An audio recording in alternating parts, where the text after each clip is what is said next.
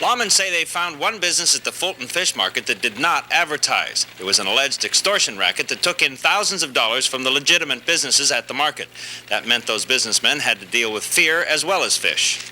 The Fulton Fish Market at dawn. While the city sleeps and the saloons close up, this place is busier than Times Square on a Saturday night.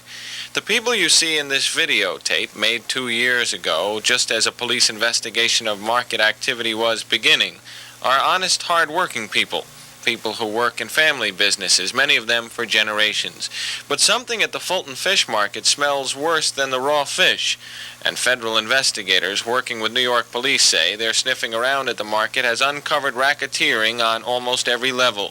Chief Dan Courtney, whose people started the case, talks about the 2-year probe. I would say that a good portion of the wholesale fish industry in that particular union were controlled by segments of organized crime, and they had a tremendous impact on the movement of fish in and out of the city of New York. Our investigation divulged that some 3,000 pounds of fish per night was skimmed from the wholesale, the truckers coming in. This then was a course that was borne eventually by the consumer. 5 businessmen and 3 union leaders showed up in federal court today for arraignment. The 3 union leaders were charged with racketeering and shakedowns. The 5 businessmen indicted were charged with making illegal payments to the union to ensure labor peace and income tax evasion.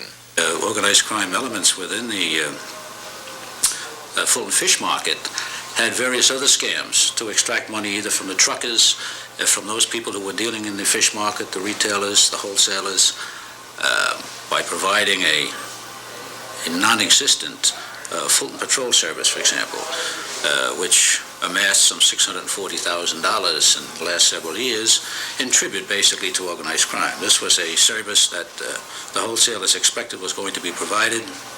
However, the service was really non-existent. Police say in the course of the investigation, some of the witnesses were threatened and beaten. 2 weeks ago, this man, Alec Messing, sat alone in a federal courtroom while his attorneys talked with a judge in his chambers. Messing, a businessman from the market, was called to testify about alleged attempts by mobsters to shake him down. Messing said he knew what the investigators wanted to hear, but he said he wouldn't testify because he feared for his life. For that fear, he spent several months in the Metropolitan Federal Correctional Center for contempt of a grand jury. Messing has since been released, but is still being fined daily. Police say this probe has broken the back of the mob organization in the Fulton Fish Market. Now they hope to break the fear and the code of silence that kept honest businessmen from talking for a long time. John Miller, Channel 5 News.